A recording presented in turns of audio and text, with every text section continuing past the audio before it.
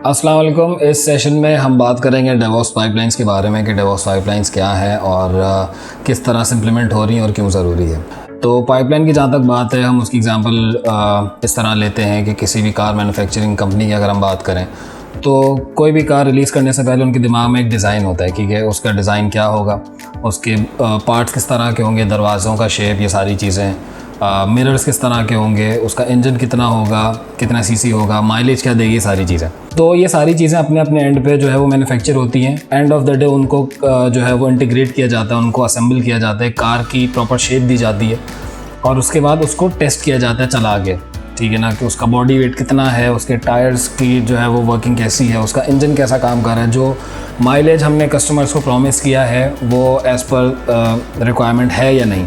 इसी तरह अगर हम किसी सॉफ्टवेयर एप्लीकेशन की बात करें तो उसमें भी यही सीक्वेंस एक फ़ॉलो होता है, ठीक है ना। डेवलपर्स को रिक्वायरमेंट्स अपनी पता होती है, उन्होंने किस तरह से कोड लिखना शुरू करना है, ठीक है। हर डेवलपर अपना अपना हिस्से का कोड लिखता है, ठीक है। वो चंक्स में कोड होता है, 3 डेवलपर्स वो अपना अपना कोड लिखेंगे, ठीक है। एंड ऑफ द डे हमें क्या करना होता है, हमें उसको उस चंक ऑफ कोड को हमें एप्लीकेशन की फॉर्म में लाना होता है, ठीक है।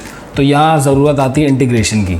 तो हम उसको कोड को इंटीग्रेट करते हैं ताकि एक एप्लीकेशन की फॉर्म में क्लाइंट की जो रिक्वायरमेंट है उसको एज़ पर द रिक्वायरमेंट का हम डिलीवर करें। सॉफ्टवेयर डेवलपमेंट लाइफ साइकिल में पाइपलाइंस की बात की जाए तो पाइपलाइंस के डिफरेंट टूल्स होते हैं जिनके थ्रू ये सारा प्रोसेस जो है वो चल रहा होता है। इनके बारे में इंशाल्लाह आगे जाके बात करेंगे डिटेल में। कुछ साल पहले की अगर सिचुएशंस को हम कंसिडर करते हैं तो यही होता था कि हमारे पास डेवलपर्स के पास टाइम होता था कि भाई आपके पास इतना टाइम है कोड लिखने का। वो अपना पूरा एक टाइम लेते थे, ठीक है।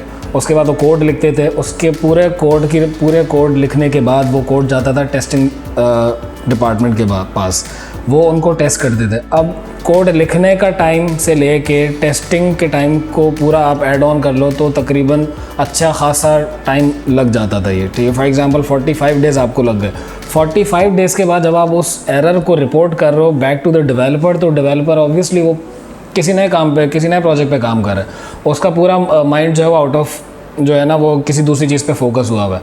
तो ये बहुत टफ सिचुएशन होती थी किसी भी डेवलपर के लिए कि यार वो ऐसी सिचुएशंस में आके कोई पुराने प्रोजेक्ट का कोई बग जो उसको रिपोर्ट किया जा रहा है उसको फिक्स करे, ठीक है।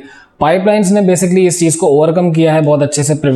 इस टफ सिचुएशन से हमें प्रिवेंट करती है क्योंकि इसमें कोड लिखने से लेके कोड बिल्ड होना, टेस्ट होना, जितनी भी स्टेजेस की हमारे पास आती हैं, डिप्लॉइंग स्टेजेस हैं, टेस्टिंग स्टेजेस हैं या कोड की बिल्डिंग स्टेजेस हैं, उन पे हर स्टेज पे हमें फीडबैक मिलता है, ठीक है।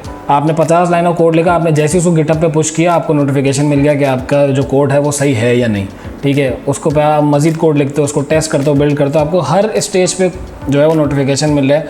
उससे ये हो रहा है कि आपका डेवलपर उस करंट प्रोजेक्ट पे काम कर रहा है, अगर उसके पे कोई एरर आता भी है तो उसका फुली फोकस है उस चीज़ के ऊपर और उसको फ़ौरन जो है वो उसको फिक्स कर सकता है, जिससे टाइम भी बचा और आपका जो है वो माइंड भी बिल्कुल डाइवर्ट नहीं हो रहा, आप बिल्कुल फोकस रह के काम कर सकते हो और एंड ऑफ द डे आप एज़ पर द रिक्वायरमेंट उस चीज़ को बहुत अच्छे से एक एफिशिएंट वे में डिलीवर कर सकते हो।